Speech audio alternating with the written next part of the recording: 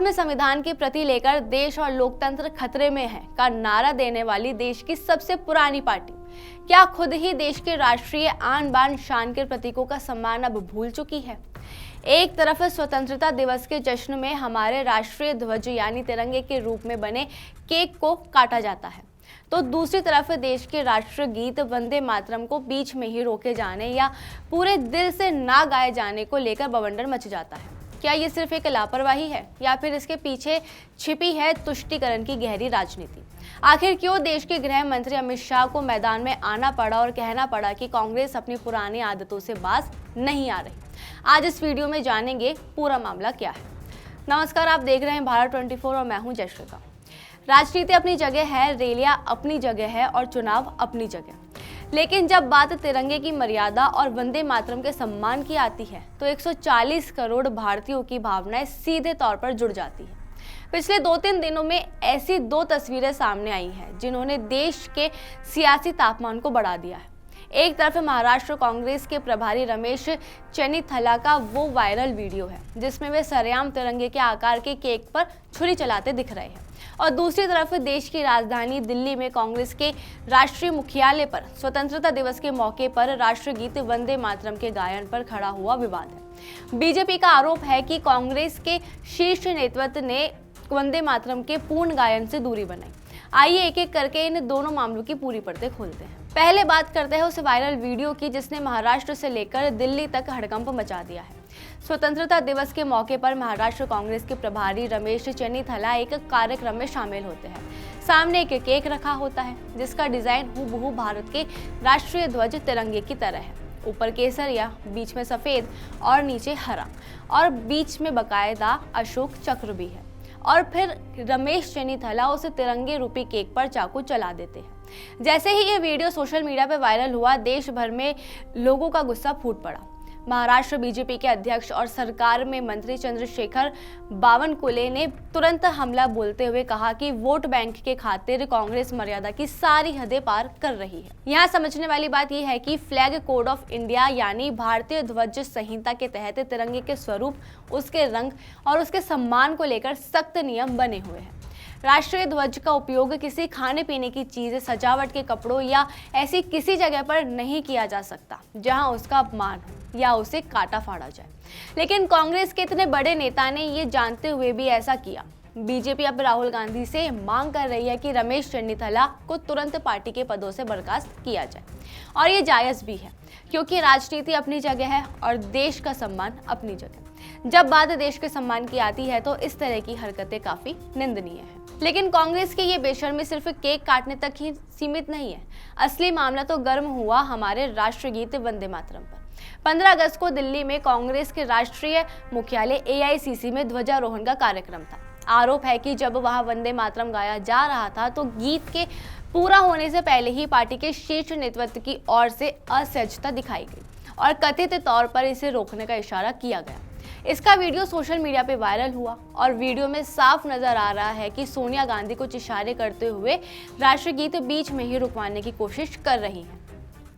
तभी राहुल गांधी ने भी पीछे मुड़कर इशारे में कुछ पूछा और सोनिया गांधी, राहुल गांधी और मल्लिकार्जुन खड़गे तीनों राष्ट्रीय गीत के दौरान हिलते डुलते नजर आए।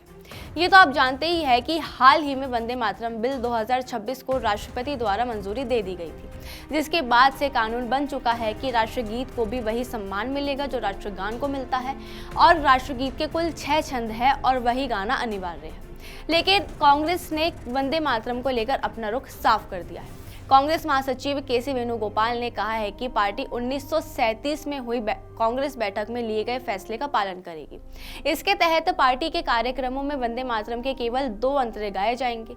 नई दिल्ली के इंदिरा भवन में बुधवार को कांग्रेस वर्किंग कमेटी की बैठक हुई। इसमें ही वंदे मातरम पर कांग्रेस ने ये फैसला लिया। KC वेणुगोपाल ने कहा कि वंदे मातरम और राष्ट्रगान कांग्रेस के लिए भावनात्मक मुद्दे हैं, जबकि भाजपा के लिए ये राजनीतिक मुद्दे हैं। इस पर आपको क्या लगता है कि देश को पूर्ण सम्मान दिलाना कोई राजनीतिक मुद्दा हो सकता है? इस घटना के बाद देश के गृह मंत्री अमित शाह ने सीधा और बेहद तीखा प्रहार किया। अमित शाह ने गुरुवार को कहा कि कांग्रेस का वंदे मातरम पूरा ना गाना तुष्टीकरण की राजनीति और राष्ट्र विरोधी फैसला है। 1937 में कांग्रेस ने फैसला लिया था, उसे PM मोदी ने अब सुधारा है। कल कांग्रेस पार्टी की कार्यसमिति ने एक आश्चर्यजनक और देश विरोधी फैसला लिया है। उन्होंने अपनी पार्टी के 37 के रिजोल्यूशन को फॉलो करते हुए महान वंदे मातरम गीत के 2 ही छंद गाने का फैसला किया है। मैं इस समय पर पूरे देश को याद कराना चाहता हूं कि 1937 में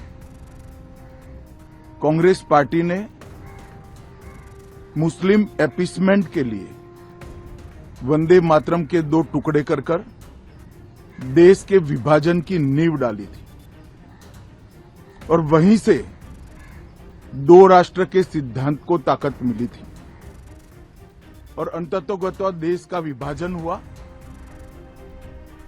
और पाकिस्तान का जन्म हुआ। आज जब वो ऐतिहासिक गलती को वंदे मातरम के गीत के प्रागट्य के 150वें साल में नरेंद्र मोदी सरकार ने सुधारकर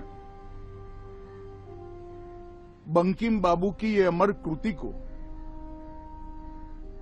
पूरा गीत गाकर राष्ट्रीय एकात्मता को फिर से एक बार सुदृढ़ करने का प्रयास किया है और सभी सरकारी फंक्शंस में इसको पूर्ण रूपेण गाने का जो निर्णय किया है वो निर्णय को कानूनी जामा भी पहनाया है। इसकी अवहेलना करने का कांग्रेस ने कल निर्णय किया है। अब जरा इतिहास के पन्नों को पलटिए और समझिए कि बीजेपी क्यों बार बार कांग्रेस पर इतिहास दोहराने का आरोप लगा रही है। बंकिम चंद्र चट्टोपाध्याय द्वारा लिखा गया वंदे मातरम आजादी के आंदोलन में अंग्रेजों के खिलाफ भारत का सबसे बड़ा महामंत्र था। 1950 के बंगाल विभाजन से लेकर आजादी की लड़ाई तक वंदे मातरम का नारा अंग्रेजों के दिलों में खौफ पैदा करता था। लेकिन 1937 में कांग्रेस वर्किंग कमेटी ने एक फैसला लिया कि वंदे मातरम के केवल शुरुआती 2 छंद ही आधारिक रूप से गाए जाएंगे। बीजेपी का आरोप है कि तब भी जिन्ना और मुस्लिम लीग को खुश करने के लिए कांग्रेस ने इस अमर गीत के टुकड़े किए थे और आज 2026 में भी कांग्रेस उसी तुष्टीकरण की मानसिकता से बाहर नहीं निकल पाई। लेकिन राजनीति के इन दलीलों के बीच आम जनता का सवाल बड़ा सीधा और स्पष्ट है। क्या संविधान की रक्षा का दावा करने वाली किसी भी राजनीतिक पार्टी के नेता के लिए राष्ट्रीय ध्वज के आकार का केक काटना सही ठहराया जा सकता है? क्या तिरंगा सिर्फ एक सजावट या केक का डिजाइन है? और जब देश में राष्ट्रगीत बज रहा हो तो उस पर किसी भी तरह की राजनीतिक असहजता क्यों दिखनी चाहिए?